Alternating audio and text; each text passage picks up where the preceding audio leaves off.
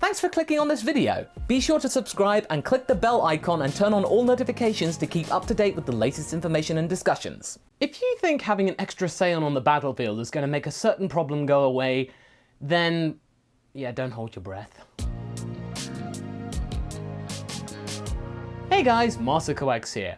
Now for this slot in the What If Weekly schedule, I thought we'd go off on a little bit of a tangent somewhat, still in the world of what-ifery on the MasakoX channel, but just not a specific part, but a particular special. You see, back in the early days of the What Ifs, there was a rule that I tended to follow, and in some cases still do, but I'm trying my best to avoid it. In order to make things not too complicated in terms of the lore and stuff that I hadn't really thought of yet, I kept the future Trunks timeline when he comes back in time to give the warning about the androids constant. So it's the same timeline that he's coming from. You know, multiverse theory and all that. I did make a couple of exceptions to this rule, but for the most part, in nearly every single What If that I did that bit, yeah, Trunks' future was still not that fun. At first, this was pretty much okay.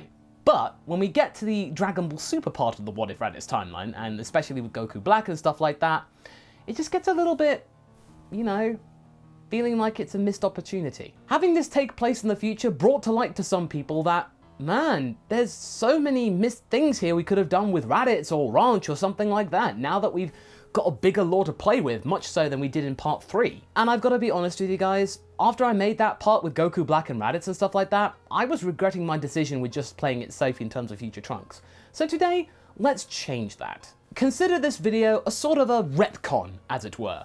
But we need to get to the point where future Launch is a thing first, so let's focus on that. And before we start, big shout out to Chancellor for giving me the idea to come up with this special of a What If, because his DeviantArt page contains a pretty cool future Launch Trunks comic with 17 and 18. It's pretty brutal, as it were, but you really guys need to check it out and how quickly he's been developing his skills. I mean, really quickly. Go and check it out. I'll leave a link in the description. Let's jump back in time to around about part 3 of the What If Raditz story. But we're throwing in a bit of history of Trunks here.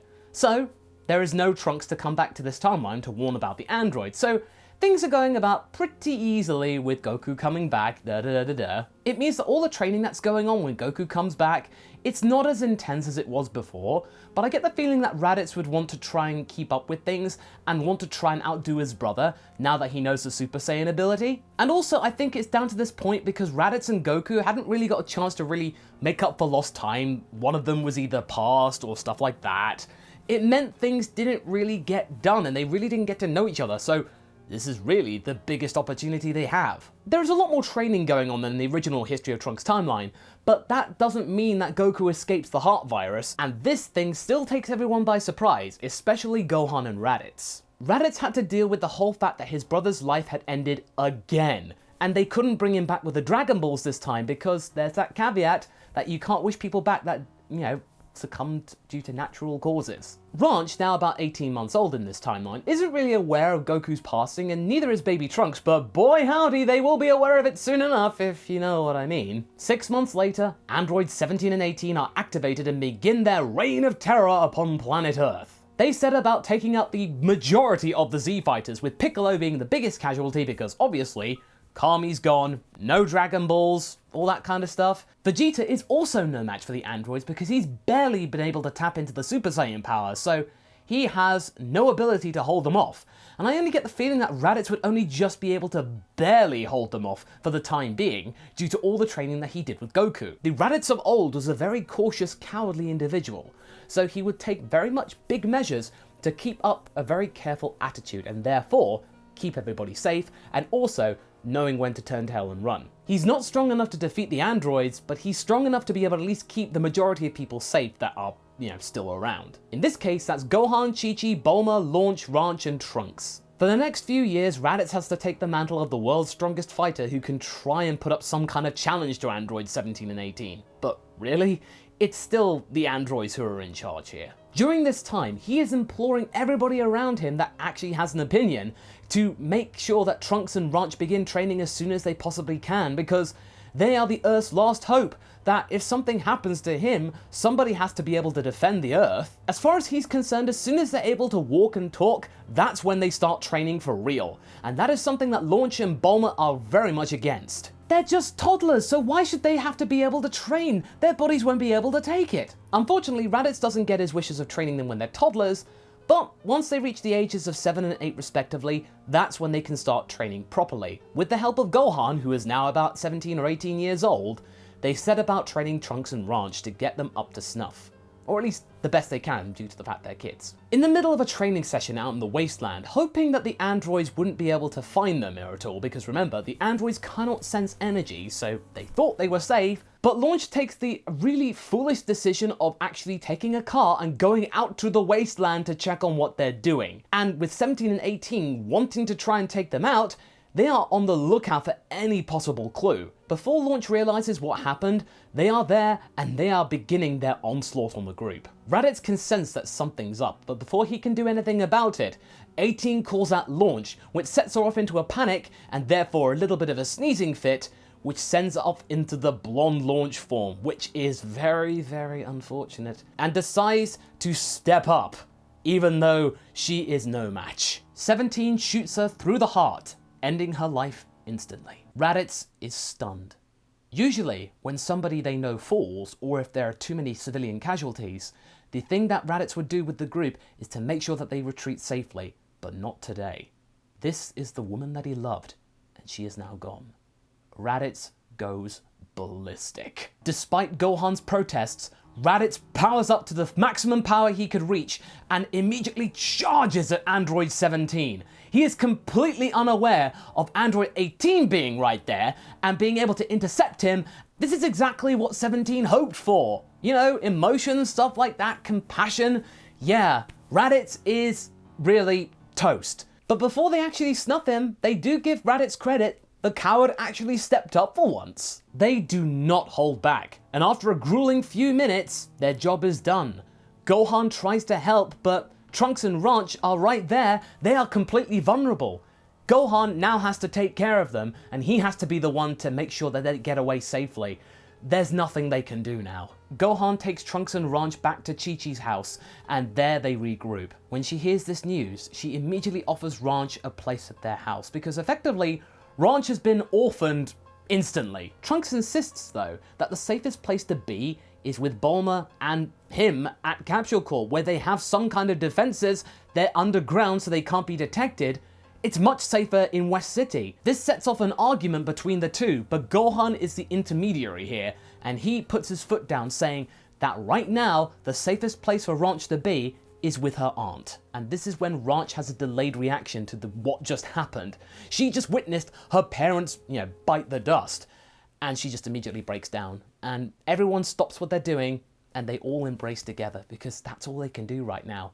No more words are said, at least for now. We then have a bit of a time skip to age 780, when Ranch and Trunks are now in the early teens. They have still been able to keep up the training regime, but they haven't been able to make a dent on the androids. Gohan is their master, and despite Chi-Chi not wanting to get Ranch involved because obviously what happened to Raditz, and that now he's gone, there's no hope, but Gohan now insists, after seeing much more carnage from 17 and 18, that Ranch and Trunks are the only thing that they've got going for them.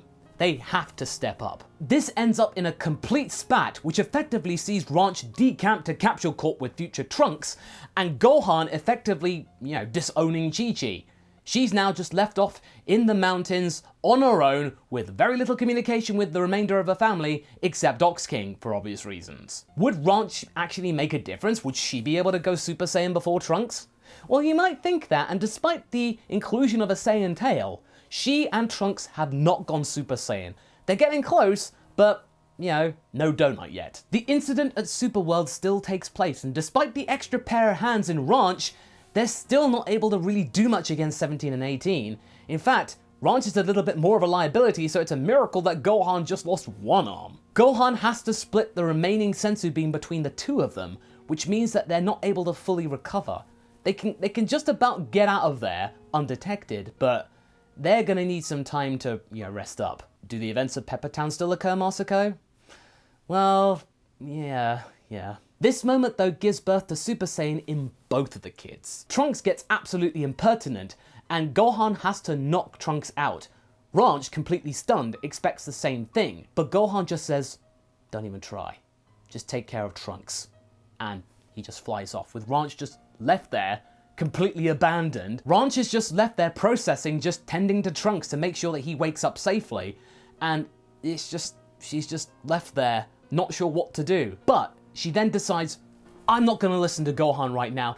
He needs my help. But then she immediately senses something bad happen. And this is the moment when Trunks can sense this too and wakes up. Gohan falls to the XL dance technique much like Raditz, and he curses himself for not being able to anticipate this. When the kids find Gohan in the rain, both of them are distraught. Together in a tornado of yellow energy, they both go Super Saiyan at the same time. The ground around them not only turns to rubble, but turns completely to dust as they pound the ground in frustration.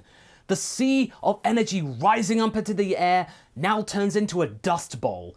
It's a yellow, shining, angry dust bowl in the middle of a broken city. It's now up to them to try and save the world. No one is left to help them now. Raditz, Gohan, Mr. Piccolo, Goku, everyone's gone. It's just the two of them now. We then cut to 3 years later, with Trunks and Ranch helping Bulma out with preparations for the time machine. Bulma chooses Trunks to be the one to go back and give the message, but Trunks is reluctant to do so because he thinks that the past really doesn't need to get involved in this. They can take care of the androids themselves, you know, Trunks being a petulant teenager. Ranch is irritated that she's not the one to go because she just wants to be able to see her parents one last time. You know, it's pretty traumatic to see your parents bite the dust in front of you, so this is just the one thing that she wants. Just one thing. And she'll be able to get to see Uncle Goku for the first time. She doesn't remember a thing from her infancy about him and really wants to see what he was like. However, Bulma insists that Trunks be the one to go forward because, honestly, Ranch is the strongest of the two, just by a little bit, but it's enough to be really the guarantor that Earth isn't going to crumble while Trunks is away. She still has her tail, she can still use the Grade 8 form, you know, as a last resort, but Ranch doesn't want to do that. Because unfortunately, one of the things that Launch said was that Raditz could not train Ranch in a Grade 8 form. Ranch is now regretting this because now she can't go into this form without losing control. It's completely useless to her now. But the last thing they need right now is even more destruction by a rampant monkey. The news then breaks that the androids are attacking a local city, and the pair of them immediately decide to drop the argument and go out and help, if they can. Trunks and Ranch go into a Super Saiyan form, and they're able to put up a better fight than Trunks could do on his own in Super Saiyan, but it's still not enough to overwhelm the two bots. Trunks and Ranch are on the back foot, with Trunks coming off worse, being knocked unconscious by a rampaging 18. 17 is about to finish him off, but Ranch comes in with Trunks' abandoned sword to try and do some kind of damage, because Trunks does love that sword, and really, it's a prop, a weapon, whatever, it's some kind of a distraction and they need it. It's just useful enough to send the boss flying away like a baseball, but it does split the sword in two at the same time. But this is just enough of a distraction for the androids for Ranch to grab the unconscious Trunks and get the heck out of there. And besides, 17 and 18 are now just bickering with one another because remember, they are siblings. With Trunks now out of commission for the moment, Ranch then decides to volunteer to go back in time to give the message. But just as she's actually giving that message, Trunks wakes up and insists on doing what he was asked to do. Ranch is angry about Trunks' stubbornness, but at the same time she is glad that he is still alive. A year later, the time machine is ready to go back to the past. With Trunks and Bulma ready to actually give the last checks, Ranch is nowhere to be seen. Bulma is really confused as to why that is, but Trunks just says, she's probably just blowing off some steam or angry or something like that. He flies up to the cockpit to open the lid to the capsule in the cockpit and is immediately stunned to find what is inside. Ranch is curled up in the corner like a ball and winks at Trunks, motioning to keep quiet. Not a word. Trunks then blushes, saying that there's only room for one person to comfortably sit in there. Ranch then chuckles and teases Trunks further, saying she doesn't mind getting a bit cozy with Trunks. Trunks is blushing profusely, with Bulma asking what on earth is taking him so long getting into the cockpit. Trunks then just goes, nothing mom, I'm just getting in. Okay, bye. He gets into the pilot seat and the two of them set off with Bulma completely unaware of what's going on. As they travel back in time, Trunks plucks up the courage to question Ranch, saying she should really be back in the future because the Earth is defenseless right now. What made her decide to come back? But Ranch says, well, what good would it do with her being there? They can't do anything with both of them there, so she may as well come back with him. And besides, it's time travel. As far as they're aware of, they'll be back before they left. Trunks grumbles, saying, yeah, that's true, but the principal, but is immediately stopped in his tracks with Ranch kissing him. And, teenage boy, that's gonna stop him. Ranch then thanks Trunks for playing along. Ranch doesn't need to interact with her parents, she just wants to see them one more time. After that, she'll be able to make peace and she'll be happy. So when we left off, Trunks had managed to convince Ranch to stay behind so as to not interfere with the past. At the time, they didn't know about multiverse theory and the like, that it would really matter, or at least he thought he convinced her. Turns out that she was much more stubborn than he had thought, and found her curled up in the time machine. He just basically rolled with it. Trunks.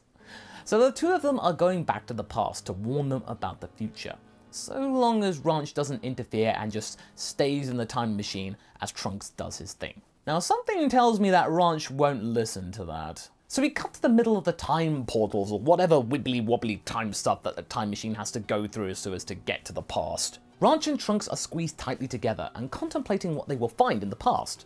Ranch kinda remembers the early days before the androids, as she was a toddler when things weren't as bad, shortly after her uncle Goku passed away due to the heart virus. It seemed nice, but not for long though. Trunks though has no memory at all, he was just a babby. One thing's for sure, whatever they're going to will be a lot better than where they're coming from, especially with Ranch right there to be his support. He tries to act all manly, trying to sound cool, but Ranch just cringes hard. Jeez, what's wrong with you? Does time travel make you sound dorkier than usual? She playfully taps his shoulder as best as she can, given the restricted space in the capsule and all. After a brief silence, they can then sense that they are about to arrive in the past. Age 764, a year and a half after Goku became the first Super Saiyan in living memory. Earth is peaceful, and yet something big is about to go down. Ranch and Trunks haven't even opened the time machine hatch, and immediately they are swamped with negative energy, which is of course from the likes of King Cold, Mecha Frieza, and a swarm of Frieza minions. Then there's the whole bunch of energies that they don't recognize all that well. Well, except for two, Gohan and Papa! Trunks immediately turns to Ranch with a serious expression. Ranch, you cannot interfere. Only I can do this. In fact, I distinctly remember that Mom specifically said that you weren't meant to come. Well, why not? Because you would just barge in and make a mess. You're not exactly the most careful person going, you know. Oh, come on. I'm not gonna make a mess. Trunks just looks at her as if to say, really? After more toing and froing, Trunks senses Frieza beginning to flex what's left of his muscles, and the time is right for him to do his thing. Now, in terms of the story, this is set slap bang in the middle of part 3 of What If Raditz Turned Good, for anybody who was curious on where it exists in the timeline. And as Trunks starts to do his cool routine with Frieza, Ranch just simply ignores Trunks' pleas to stay in the time machine and goes to take a closer look at the Z-Fighters, but at the same time remembering to suppress her powers, much like how Trunks was doing. Huh, show off. As it's clear that the gang are transfixed on the tussle between Trunks and Frieza, Ranch is inching closer and closer to the group to get a good look at them. Bulma and Gohan she recognizes quite easily, but wait, there's Papa! Oh yeah, this is right where he and Vegeta weren't as big enemies as they are at certain points in the story. But hang on a moment, this thing isn't right. Where's Launch? Her mum. Oh hello, what are you doing there, stranger? Ranch wheels around and is startled, falling backwards on her butt. There's her mum, she's right there. Mind your own business! Good Launch is here, and clearly she was bored with the postulating that was going on and had instead noticed a girl just weirdly sneaking around for some reason, trying to look stealthy. With Ranch being a good 6 feet tall and quite well built, she's not hard to miss visually speaking. Hiding energy, sure, but hiding yourself out in the open in the middle of a wasteland, not so much. Are you with that strapping young lad over there? He seems pretty strong. Are you strong, dear? Ranch gets up and dusts herself off and tries to roll with it, but then it hits her. This is the first time that she's been near her mother for over a decade. The urge to hug her and bawl her eyes out is intensifying right now, by the second in fact, but she did promise not to meddle in the past, and she had already sort of broken this by even engaging with Launch. If she held her own and made her way back to the ship carefully, she might just be able to get away with it without Trunks giving her a 2-hour lecture about the importance of not meddling with the past and time and whatnot. Hey, do I know you? Ranch is now beginning to look quite pale. No, I'm not from around here. You look familiar. Your hair's like my hair, only... She touches Ranch's locks. Only spikier. Like my boyfriend's. Oh, you should meet him. Oh, curse Launch in her sociable ways when she's in her blue form. Suddenly, Trunks can be heard screaming as he turns into a Super Saiyan, and this catches Launch off guard. Now, this should be the chance for Ranch to get back to the ship without her knowing, but the power-up spooked Launch into sneezing, and then, Hey punk, who said you could leave? Oh no, you're not one of them goons trying to sneak up on us, are you? You look like one of them, you know, with the armor get-up you got going on. Are you about to try something? Because I'm about to try something. Launch plays with a side weapon and points it at Ranch. And even though Ranch can't be hurt by this, it's still pretty scary. Scary enough for her to lose her cool and her energy to waver. This catches Raditz's attention, who then realizes that Launch has gone walkabout. Ah, curse that woman. She always wanders off when I'm not looking. Oh, she's too pure sometimes. Raditz descends on the pair and is bemused by what he sees.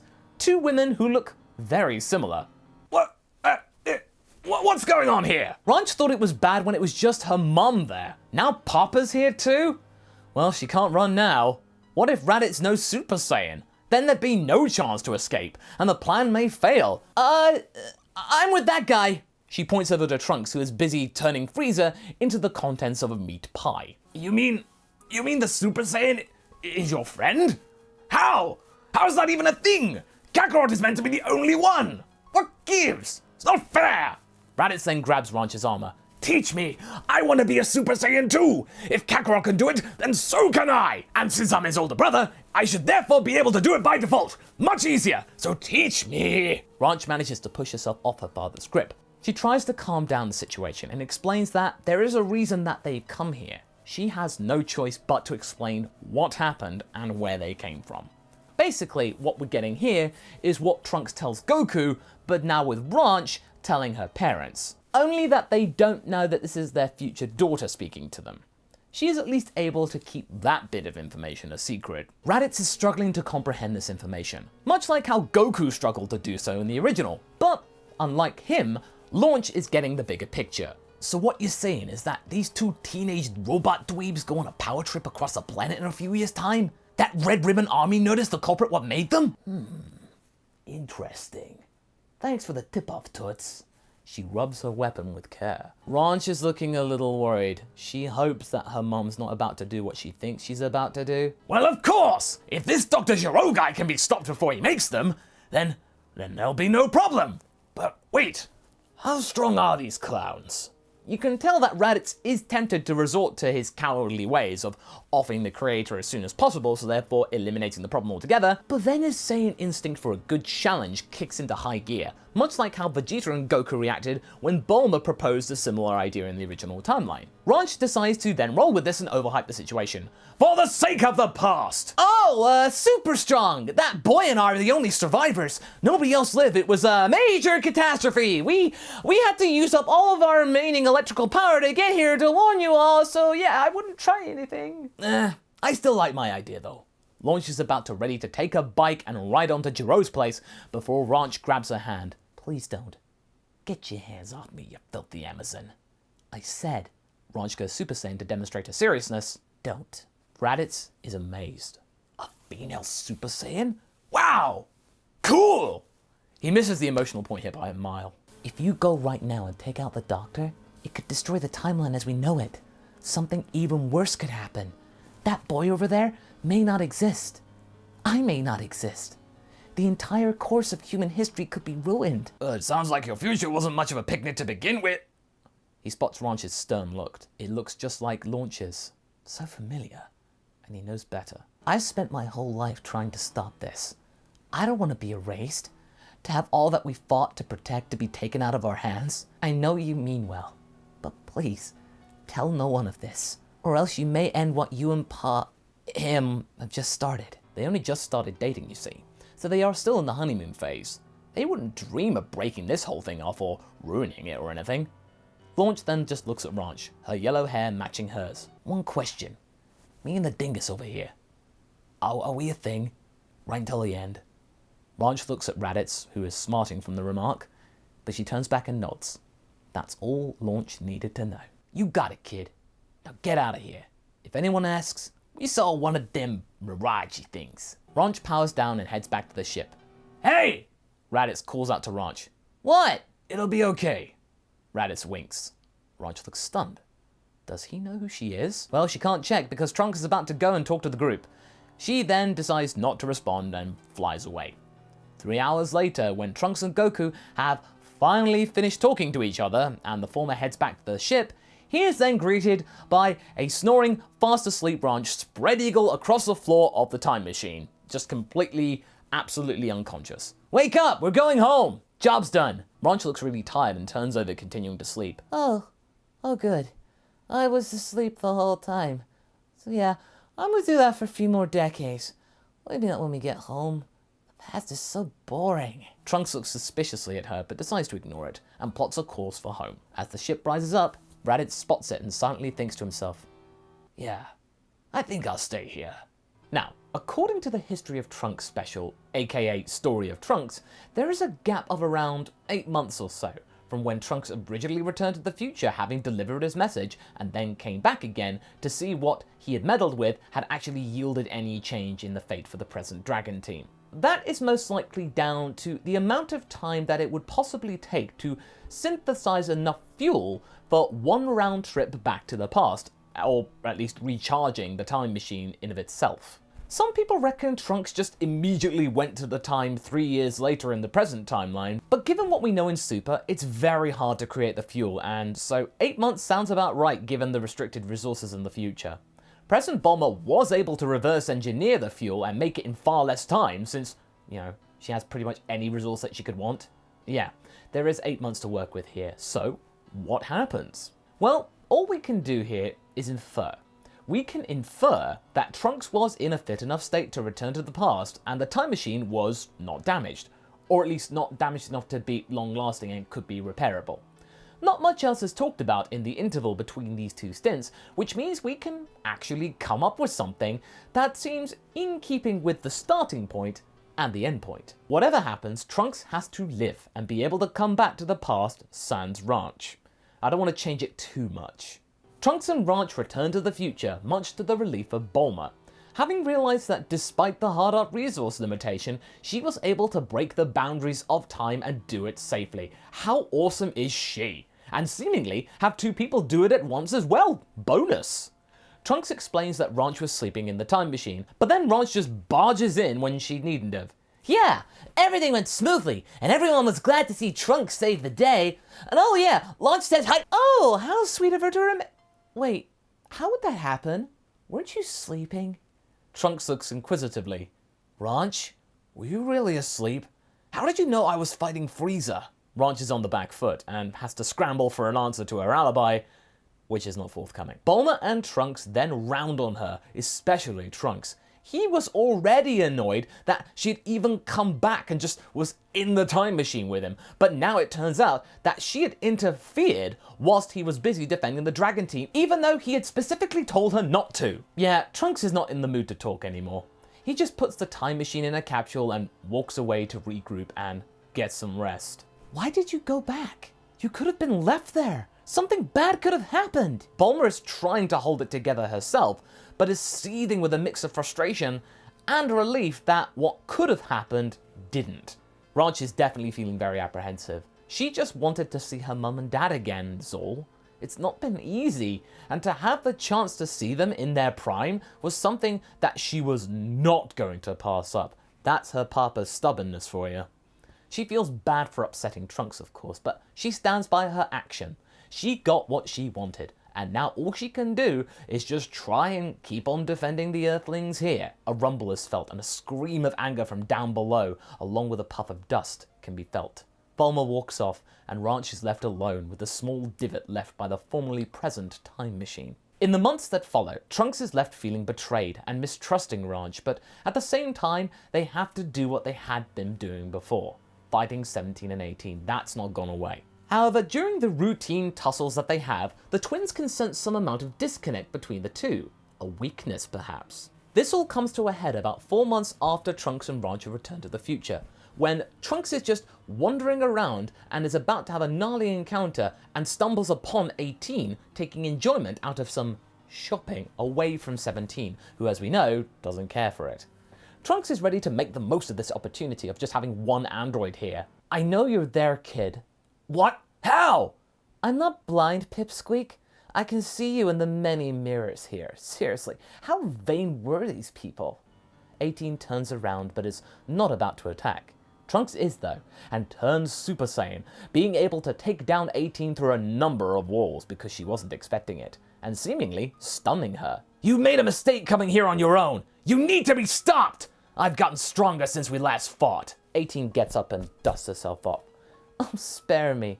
I've heard that routine far too many times to care anymore. Goody you got stronger. Doesn't make a difference though. But there is something different here though that does interest me. Where's your wife?" Trunks growls at this and says that he doesn't need help to beat 18 right here and now. He can do this all by himself. "Look at you, all grown up. You don't need a strong lady to help you. How mature and prideful. Reminds me of your father. Doesn't this seem poetic to you?" Trunks continues to attack 18 and has the upper hand. He is getting more and more confident, and after some more tussling, he feels like this might be the chance to break apart the android menace. "It's all over for you, you monster!" 18's struggling to speak, but still smirks. "It's far from over. You forgot one thing." "What's that?" 17 whispers from behind Trunks. "Teamwork." Trunks gets elbowed in the back so hard that it knocks him out and out of Super Saiyan. As 17 and 18 are bickering about the timing of this little stunt, Trunks comes too, but he can't get up. He is left defenseless and motionless as these two are deciding what to do next. That is until Ranch shows up! Future Ranch could sense fluctuating energies going on, and despite this little rip between the two, she still comes to Trunks' assistance. She is expecting the two androids to immediately attack her, but they aren't that fussed about her appearing. "Oh, you're here. I think your lover broke. You might want to take him back and get him replaced." The two of them laugh as Ranch goes Super Saiyan and challenges the two of them to a fight. 17 laughs some more and shakes his head. "Nah, we don't feel like it. You get a pass today, kid." Ranch is stunned. These two are just letting them go? "Why? Why won't you fight me?" 18 steps up and continues. "You think that just because we're cyborgs that we can't read the room? Of course we can. You've both been off your game. Like something's come between the pair of you." 17 steps in. "We work in sync, despite sometime hating each other's guts. We're still family though, unfortunately." Ranch punches 17 in the face, him allowing her to do so. "What's your point?" 18 counters Ranch. "The point is that we want to only fight you as a package. On your own, you're nothing to us. No fun. At all. You guys give us a reason to keep going. It's a weird little understanding, but we kinda like it. If we just got rid of you one by one, then there'd be nothing left for us to do. So why don't you fix the fuss that you have and come back when you've kissed and made up." Later, 17 flies off, as does 18, but not before kicking Trunks one more time in the stomach. When Ranch brings Trunks back to recover, they silently put their spat aside and realize that they cannot let this petty squabble risk the planet's future anymore. As Trunks rests up, Ranch assists Bulma in gathering material to refuel the time machine again, and Ranch promises her partner that she will stay in the future this time, because there is no telling for sure that 17 and 18 were being genuine in what they said. They don't know how time works as well. They could change their mind at any moment. Now when Trunks gets ready to leave again, Ranch promises to be here when he gets back, and thanks to how time works, the time machine just disappears in the sky and reappears again seconds later. Trunks has changed. Ranch is surprised to see him taller and bulkier, as well as being actually attractive even more. Not to mention he's much stronger. Trunks then notices that Ranch hasn't changed at all. "What happened? You haven't changed at all." "You've only been gone a few seconds, you dingus! I can't train that fast!" Trunks apologizes and then says there might be a way for her to catch up, and that requires going up to the lookout to see if the Room of Spirit and Time, as well as Mr. Popo, are still there, having realized that it's even a thing back in the past. And for the purposes of this story, like with future Gohan surviving, the lookout is relatively unscathed, because if it takes Blue Vegeta to explode the entire place, the androids couldn't have done it. So the two of them go up to the lookout and discover, indeed, Mr. Popo's there, calmly fixing the lookout, and pleased to see them, having them finally figuring out to actually come up here. They go in the chamber, and Ranch is able to catch up to Trunks, and Trunks is able to evolve his power up to full power Super Saiyan, and goes through the rigmarole of Grade 3 Ranch, and her anger at the lack of speed, and bulk. Trust me, I thought it was cool the first time I got it, but you gotta power through it. When all is said and done, Ranch and Trunks emerge both at full power Super Saiyan, and are ready to face the androids one more time. They find them in the same place as the original story, but plan a poetic end to all of this chicanery. 17 and 18 are just mindlessly blasting buildings when they are interrupted by Ranch on her own, seemingly, telling them that their days are numbered. 18 laughs and is almost pleased to see them. I feel like I've seen this before. Oh wait, yes, your boyfriend did the exact same thing, thinking he could be all tough and manly fighting solo, and you know what happened to him. What makes you think you can do better? Ranch smiles. Oh, I know now. Because you forgot one thing. And what's that? Trunks whispers in 17's ear. Teamwork. 17 is vaporized in one blast. Trunks turns to 18 silently. 18 did not expect that. She then falls back and is fuming at Trunks.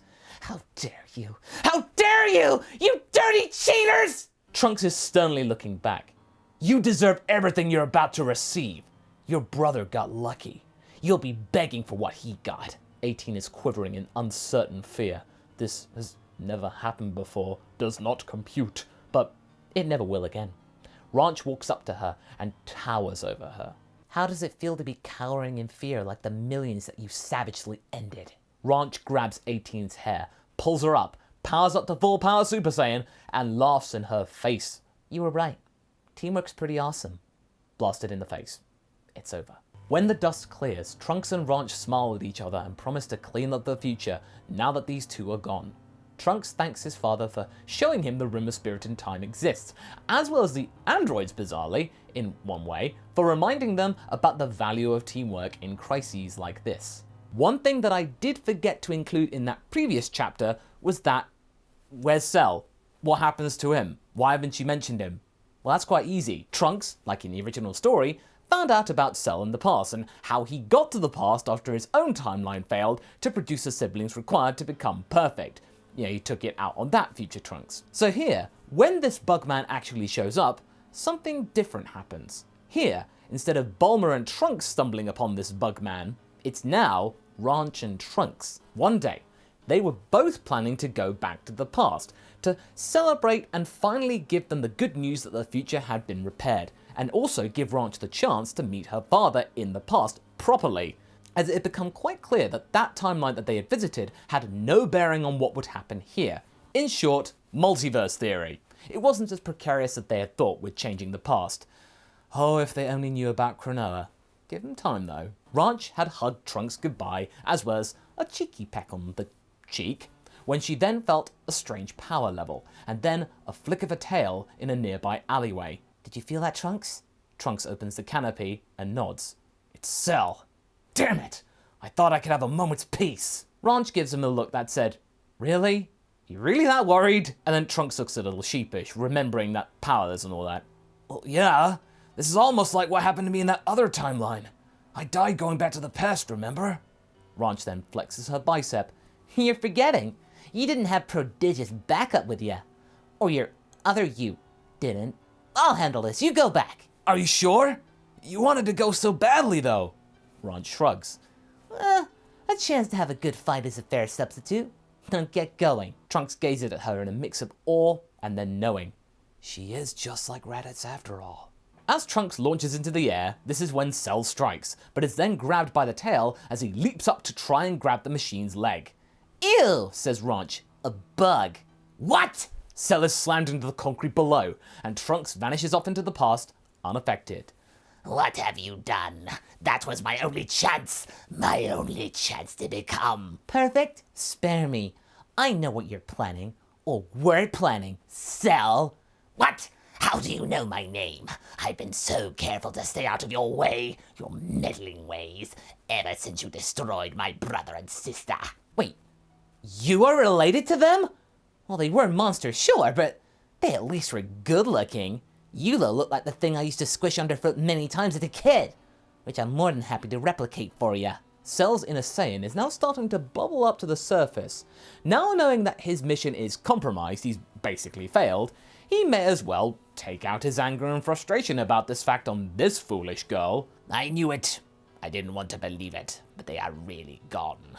Things have been too quiet around here. But let's liven things up. I'll teach you that it's a big mistake to get in my way, girlie. Okay, sure. Let's take this somewhere else, though. Somewhere. Cell is slammed in the stomach by speeding Ranch out into the plains, and the fight goes as pretty much what you would expect. Cell is no match for full power Super Saiyan Ranch here, and it's ultimately ended with her signature attack, Take Out Tuesday, which, well, takes out Cell, and truly seals the deal when it comes to ridding this world of Dr. Gero and his robotic influences. When Trunks gets back, Ranch is there in the same exact spot looking like nothing had happened. What kept you, boy? Ranch, what about Cell? What do you think happened? He's gone. Smears some of his juices from her top and looks disgusted at this, but she was right. He was gone, and now they could finally rebuild in peace. Did you say anything about me? To Pop, I mean. Trunks nods. I told him you're alright here. He can't wait to meet you someday. Well, that shouldn't be too hard. Why can't we just refuel the machine and go tomorrow? Trunks looks to the reconstruction efforts on Earth, and it's kind of obvious. I think we have more important things to worry about, like rebuilding the planet and stuff. Ranch kicks the ground a little in petulance. Fine, but I'm definitely going next time. All right, honey. Ranch looks a little surly at this. I keep telling you, pumpkin, honey doesn't sit well with me. Oh, this was going to be fun. In the years that would follow, Trunks and Ranch spent their time living a very quiet and peaceful life, traveling the world and exploring how each country and each region was starting anew, how they were going about things now that the androids were gone. The pair of them had garnered actually a following since news got around that it was them both who had not only defended the world as best as they could against the androids for so many years, but also were the ones to end their tyranny. They were heroes, and one thing was for sure, if Ranch and Trunks were going to be in the limelight, the other Dragon Team members would be remembered as well for their efforts. Gohan, Raditz, Goku, Tenshin, Clearin, they would all survive in memory. When it came to settling down and starting a family, they were admittedly considering it since things had gotten pretty calm, but the moment that they actually started to try and have kids, that is when the Supreme Kai got in the way, as usual. With his guidance though, the pair of them were able to train some more on the sacred world of the Kais, and Ranch got to meet Raditz for the first time in almost 20 years. Their embrace was the longest, most primal, and most emotional that Trunks had seen from Ranch in a very long time. Raditz had been able to keep his body despite his evil past working with the Frieza Force. Goku had managed to swing that with King Yama, saying that his good deeds defending Earth as well as actually changing sides were enough to make up for his nefarious past. He had saved thousands of lives. I can't believe it. You've gotten so big and so strong. Super Saiyan 2? It's crazy. Help out an old man and teach me some of that, will ya? Papa, soon enough, I'll be older than you. You haven't aged one bit. Oh yes, you're right. Man, aging's weird around here. The conversation then takes a turn. Is Mom alright? Did she keep her body? Raditz then looks uncomfortable, remembering something sordid. No. Wait, why? Surely she did enough to keep her body. King Yama wasn't swayed. He said that he had broken many rules giving me my body. He wasn't prepared to break any more. If it were up to me, I'd trade at a heartbeat. I miss that woman every single day. But seeing you, Ranch, it gives me hope I'll find her soul someday. That is my mission in this weird world. Raditz tries to lighten things up by teaching her something that he had garnered from Nappa in Hell during his time here. I don't understand why he gets to keep his body, but actually there are many things around here I don't understand. But he did give me a thing in return. And now he saw me much stronger than he decided to actually show me something. He raises his two fingers up, but with no key. Giant Storm. Could prove handy. Wish I had this against Kakarot and Piccolo that one time. I would have won in a second. But then again, I would have never met you or anyone else. So maybe it was for the best that I didn't know. Ranch nods in determination, and the training continues. As that's going on, Goku is talking to Trunks alongside Gohan, and the former teaches Trunks the Genki Dama, but the young man can't quite grasp it. He is aware of this technique and tries to understand it, but it's no use. He can't master the energy the way that Goku does. Sad at this failure, Trunks decides to plow his efforts into other stuff, and when it comes time to fight Dabura and Babidi, the pair of them are vicious. I mean, Trunks and Ranch, obviously. Keen to impress the Supreme Kai, the two of them tear them apart, with Ranch getting a chance to use the Giant Storm in anger for the first time and is blown away with how powerful it is. Whoa! I better be careful using this. Might get ugly in the wrong situation. Now with Majin Buu never existing and the Supreme Kai safe, the pair then get the chance to settle down finally, and they get formally married. The ceremony is a joyous occasion with the world's reconstituted media celebrating alongside them. The world's press went crazy. The heroes of Earth were now starting a family, and soon enough, twins were born to the couple, a boy and a girl, and their names? Balsa and Greta.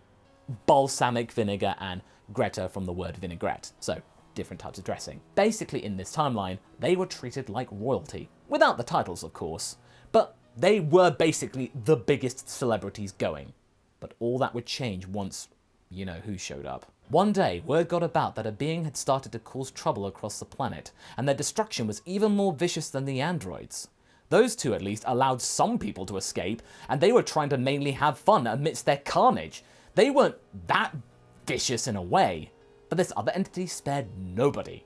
They would dub this entity Black. Soon enough, the help of Ranch and Trunks was called upon, and despite not training as much since having Balsa and Greta, choosing to have effective semi-retirement, they were still ready to go with Bulma looking after the twins. When the pair of them fought Black, they were bowled away. They couldn't get rid of them quickly, and on their first encounter, they fell, and they were lucky to escape. With Black emboldened with this first victory, his attacks increased in scope and rapidity. In just weeks, the world was torn apart again. All of that effort been just for naught. Ranch and Trunks powerless to stop him, and they were lucky to save people instead of stopping the enemy. Granted, Black's power wasn't as strong as them combined, but his ki was ridiculous in that it was so different. They couldn't get a handle on it. It felt godly for some reason, despite his visage looking like Goku. Ranch had no clue what was going on, but it messed her up seeing her uncle going on this mad spree.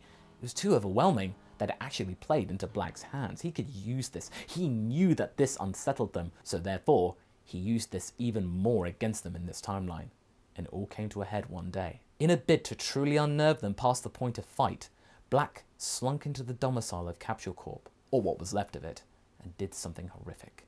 Balsa and Greta awoke from their nap one night, not to see their father or mother looking back at them, but the cold and twisted grin of Black. And the next thing they saw was darkness. By the time Ranch and Trunks could get back to help, it was too late. Black was there, waiting for them, saying nothing, but simply laughing. He knew what he had done. Trunks was speechless, whereas Ranch she didn't know what was happening.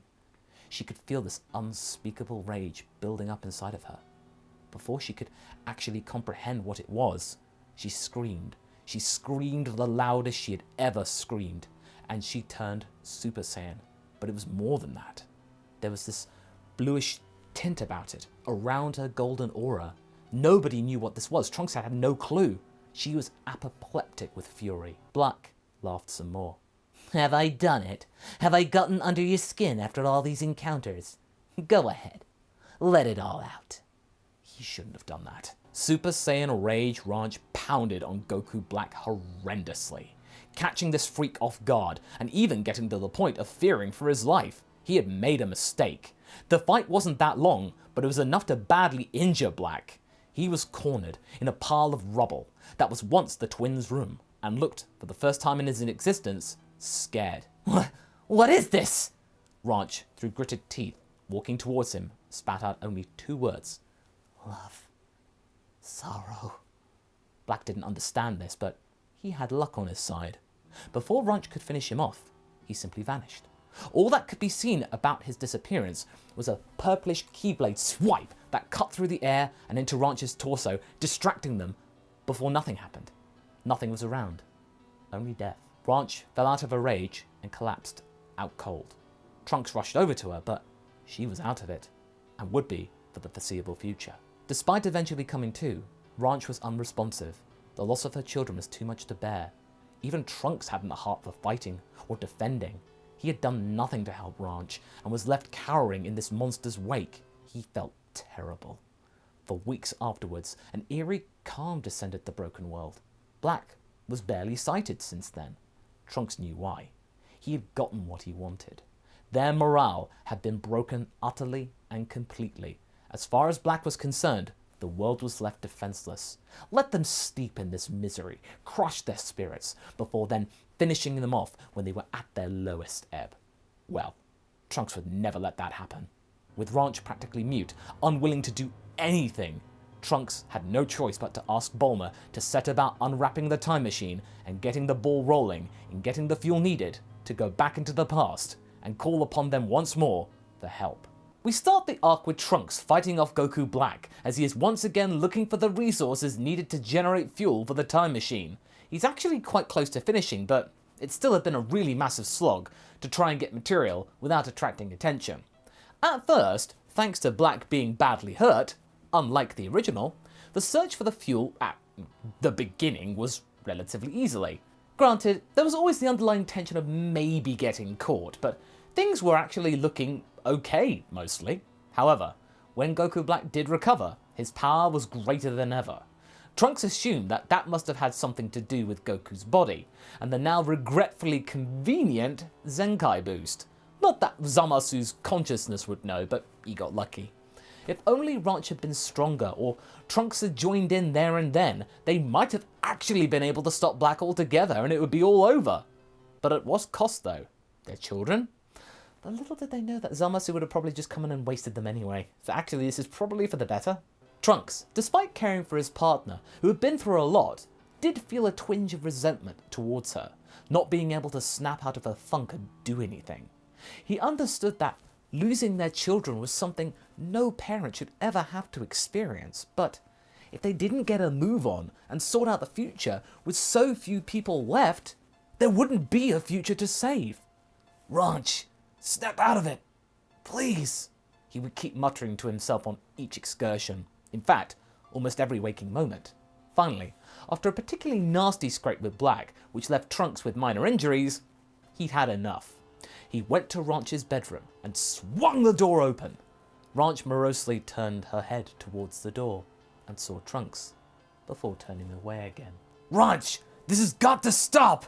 It's been months since the incident, and we need to give it everything we have if we want to get out of this in one piece. Mai and the Resistance are doing their best with the limited gear they've got, but I can't hold the fort alone. I need your help. Please. Ranch remained silent, looking like a helpless, lost animal as she meekly moved her hands. She'd lost so much weight too, as well as muscle mass, in the months since their kids had been killed. Trunks wasn't even sure she could help due to her atrophy. Trunks cursed under his breath. He couldn't be fully mad at her. What could she do in this state anyway? He thought for a moment. The only way she could help is for her to go to the past as well. Maybe get some rest there and regroup. Perhaps do some training in the Room of Spirit and Time there. I mean, he had been considering using their own version of this in their own timeline, and they did go up there, but when they did get up there, Black had gotten there first and utterly decimated it, beyond repair. There was no Guardian either. Mr. Popo nowhere to be seen. Either he had escaped due to another realm, or he'd been eviscerated by their nemesis. Probably the latter, though. Ranch, he said decidedly, you're gonna come with me to the past! This made her head turn faster than before. The past? Realizing he'd finally gotten her to speak for the first time in weeks, Trunks nodded. Yeah, you need to get away from here. You can't spend any longer in that bed. You're only hurting yourself. The only way we can make you better is to have some time away. In another time. Ranch looked curious, but albeit weary.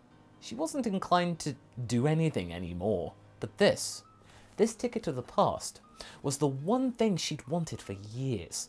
And now, that spark had risen up to the surface again. This was her chance. It hadn't really registered before now. She knew of the plan to go back in time, but she just assumed that Trunks would alone be the one to do so, as always. Now, she was getting to go too. At first, Trunks thought this platitude had failed like all the others, but without saying anything, Ranch shakily got out of bed, almost sometimes falling over, putting on a jacket which had been laying on the side of the bed for ages, collecting dust, as well as putting on 2 wristbands, each with the names of their children on it, made from the clothes they'd been wearing on that fateful day that they had been lost. "Let's get on with this," she said with a monotone, walking ungracefully towards the kitchen. Trunks smiled as she saw her walk her way downstairs. She still remembers the promise. With Bulma stunned to see Ranch up and about, the quest for fuel picks up pace, and thanks to the head start, the trio do have enough fuel for 1 round trip, and Bulma here is able to survive at least a little bit longer.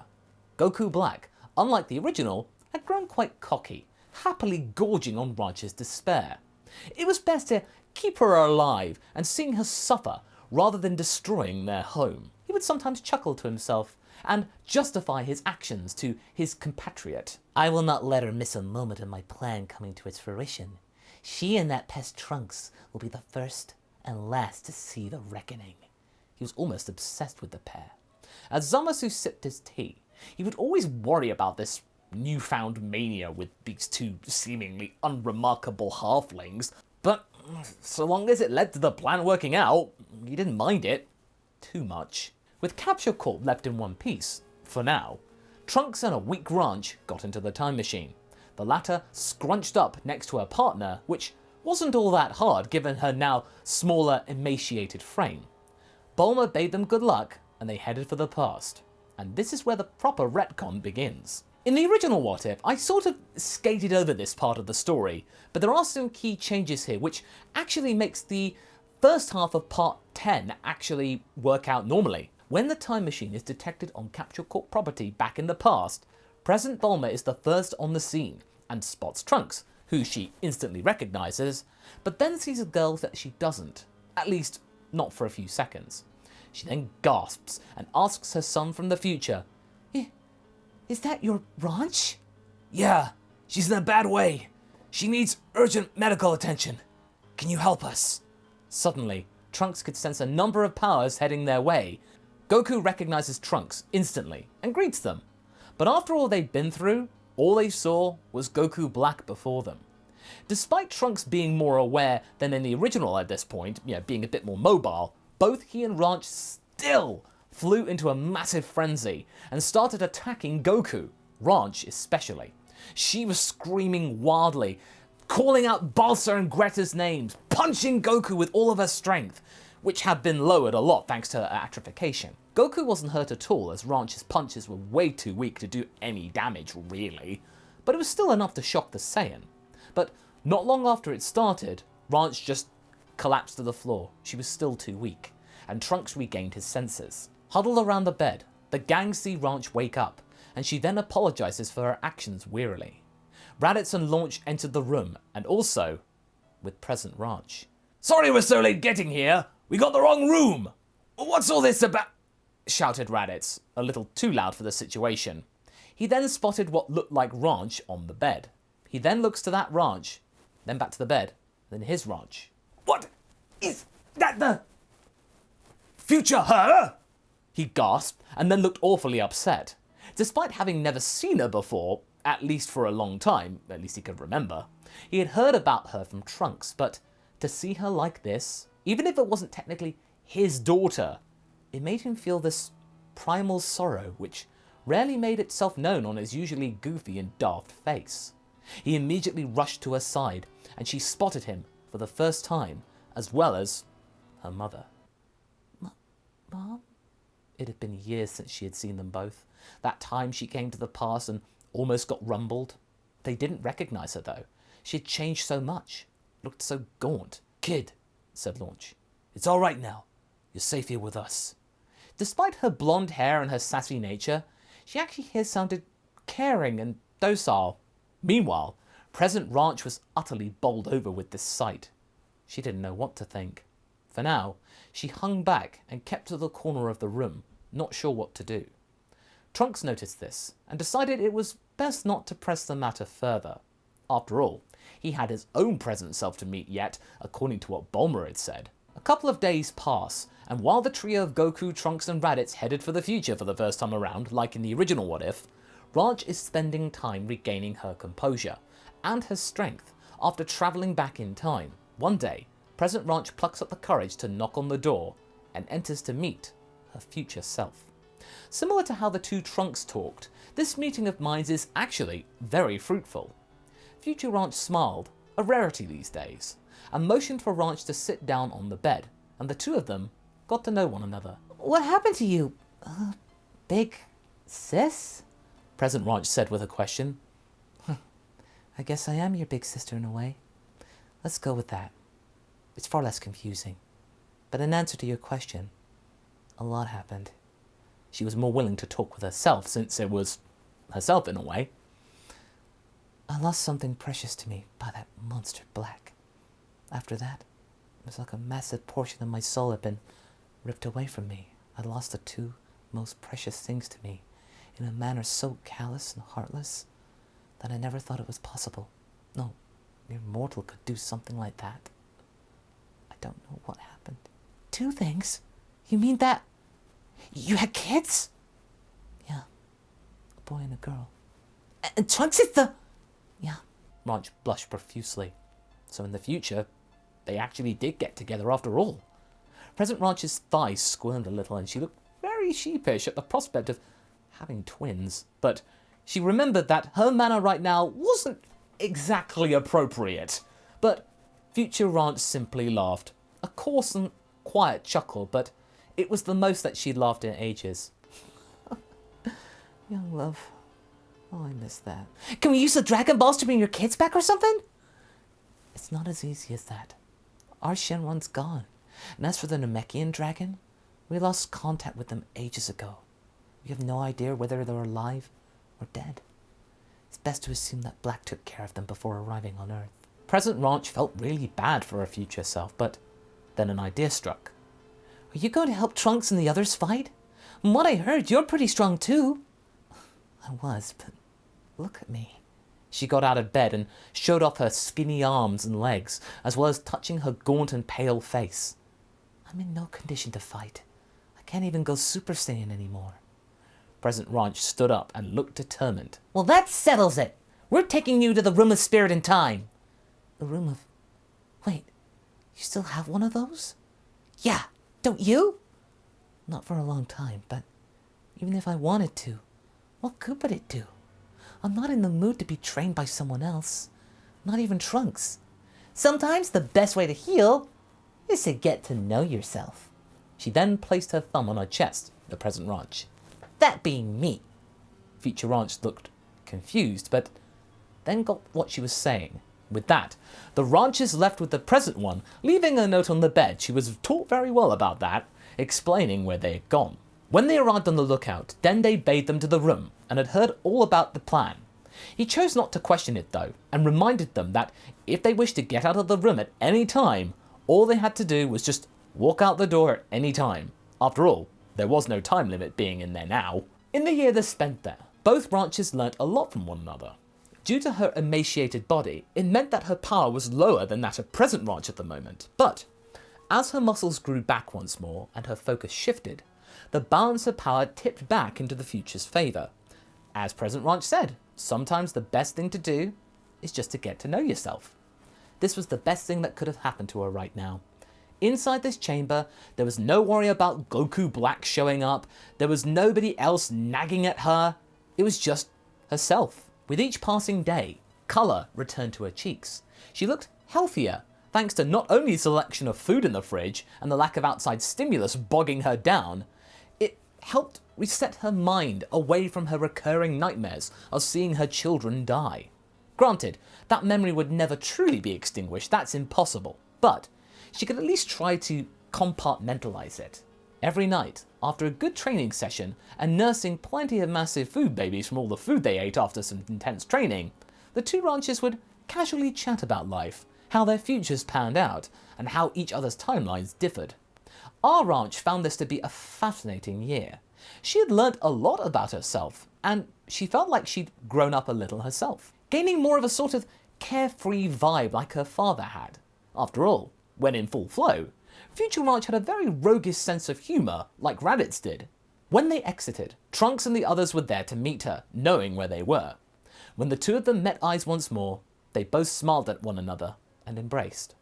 Trunks hadn't seen his Belle so well in months, and Ranch could once again put her pain aside and appreciate the here and now. Ranch, are you okay? How do you feel? Ranch thought about this for a moment. She turned to her present self and she nodded. I feel like it's time to take back our timeline. She looked determined and focused, her body ready to take down Black, whatever the cost. Now fully recovered and back to full strength, Future Ranch and Trunks were able to reconcile their relationship and figure out a plan as to how to get back at Goku Black. Them, of course, unaware of the additional backup of Zamasu. Yet.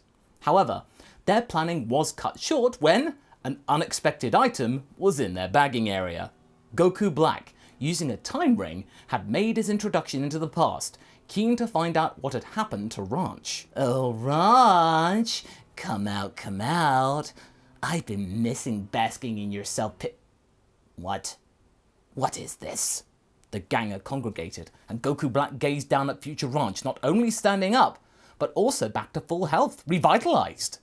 This was not what the Fiend wanted to see. He had held off further destruction of Earth simply because Ranch had been broken by him personally and so completely.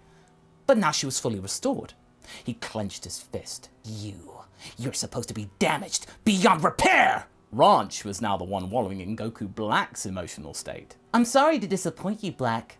Oh wait, no, I'm not sorry. Sure, you tore apart my family beyond recognition. But all I've been doing is feeding your overly lumbering ego. I realize that. Well, I hate to say this, but you're cut off. Permanently. You won't be getting any of that from me anymore. She was the one in control now, and this got Black extremely angry.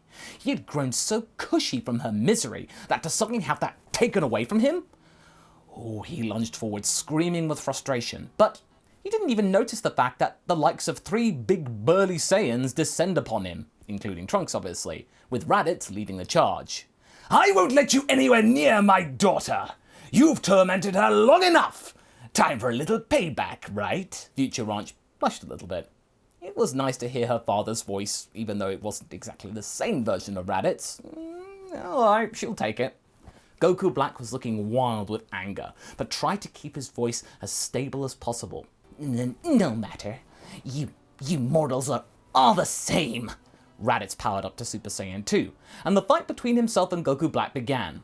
Unlike Goku, who was dawdling, not taking this fight seriously, Raditz was. He was not holding back.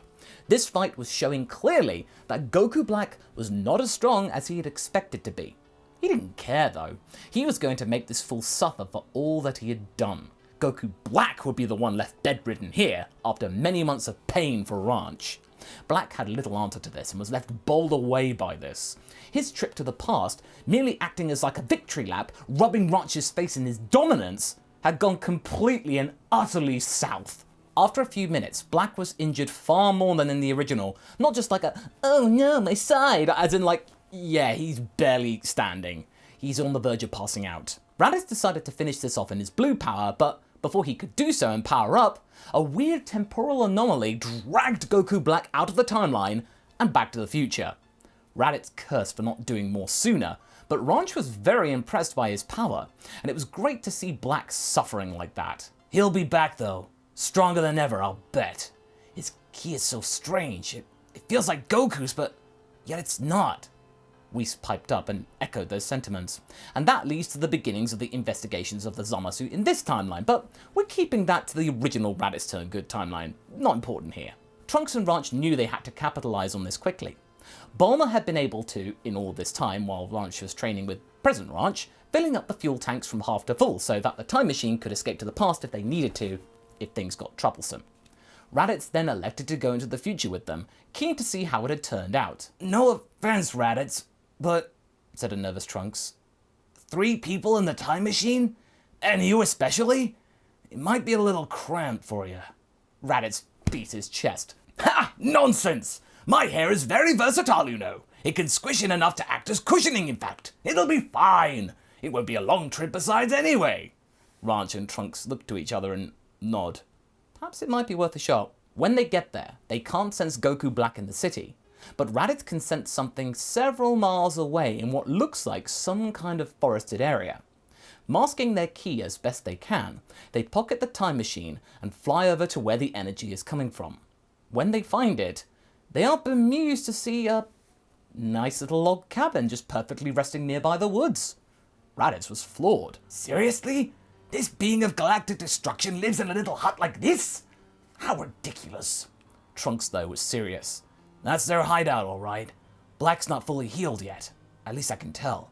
Let's rush him while we have the chance. Ranch then motioned for her to do it. He's been after me for the longest time, Trunks. If he wants me, he can have me. And if he's still badly injured, I want to be the one to kill him. With that, she flew over to the cabin and entered. The door was open, and Ranch looked at the interior. It was very plain, not much stuff inside. The only items of note here were some elegant pieces of crockery, some dinnerware, and a pot of tea, still steaming, and a couch. That was it. This wasn't exactly extravagant or what she expected. A bedroom door, though, was ajar on the other side of the room, and in there, she could hear coughing, spluttering, and cursing. Black was in there, and having a bad time of a dream. She entered the room and saw Black sleeping, but in a cold sweat. She walked up to the bed and raised her hand up, ready to blast him away. But he was just lying there, vulnerable, completely helpless. Screw on her! He'd done that long ago anyway. She'd been dreaming about blowing Black away in an instant. She wanted this. But then suddenly, Black opened his eyes and grinned. Then a voice emanated from behind. "I wouldn't do that if I were you, mortal." She turned around and a green man with pointy ears met her view. Zamasu. "I knew you would do this," said Zamasu. "Mortals are so predictable. Your emotions get the better of you. I must admit, my friend here is quite injured. At death's door, I imagine, if not treated properly. I would be mad if it were any other person here getting in the way, but you... Oh, you've been the apple of my friend's eye for quite some time." Your friend took everything from me, and my family, and in the coldest and most heinous way imaginable. "Oh, that! Oh, your children! Oh, he did enjoy that. I can see why now. Snuffing out mortals before they can wreak their havoc upon the universe, at their most infantile? Oh, fantastic." Black laughed softly in bed, still hurt. I'd do it again if I could. My sole goal in life now is to make you and Trunks suffer. All that's left in this universe is this world. So, I'm more than happy to take my time for you. Ranch had had enough. She powered up to Super Saiyan 2 and blasted a hole right through Zamasu's chest. Almost like he just took it. But the hole repaired itself almost as quickly as it had been made. "Oh, I love this part." He grabbed Ranch's wrist and pulled her up close. "If you thought Black was trouble, you've not seen anything yet. I am your worst nightmare. Black is a pussycat compared to me. The things I've seen, the things I've done, all part of my plan to rid this realm of mortals." Ranch spat in his eye and punched Zamasu in the gut with her free hand. This was enough to get her out of the way, and then, sensing trouble, Raditz and Trunks stepped in to roll in and help. The 3 Saiyans fought Zamasu for as long as possible. They were able to tire him out and injure him many times, but it didn't matter. He kept on regenerating thanks to his immortality. He would relish in telling them more and more about his plan, knowing that they would get frustrated by the second thanks to his powers. With Goku Black injured still, he didn't have Rose to count on, but he didn't care right now. He was only keen to rub salt into Ranch's wounds. But then, she remembered something. Black had said something crucial. "Wait, I have one question before you kill us." "A question? Well, that's a change of pace. It's better than hearing you grunt and moan again whilst trying to kill me. All right, I'll humor you. One question."